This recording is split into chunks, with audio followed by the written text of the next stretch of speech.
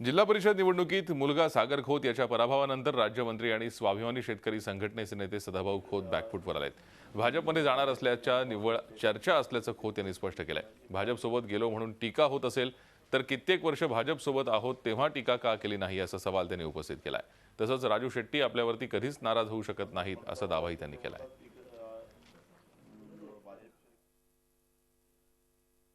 त्यांच्यावर गेलो टीका व्हायला लागल्या. मग ही एक महाराष्ट्रातलं एक मोठा आश्चर्य असं म्हटलं तर काय अवघड ठरणार नाही.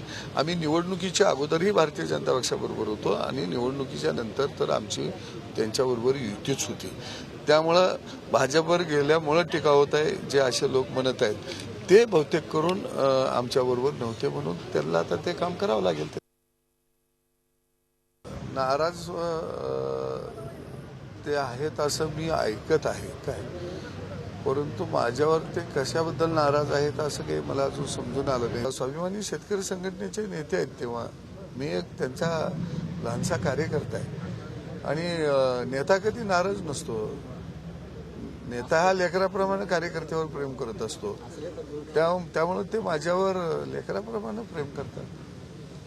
ते नेता कसं काय, नेत्याचं मन विशाल असतं समुद्र एवढं. समुद्र कधी नाराज असतो का? झी 24 तास रहा एक पाऊल पुढे.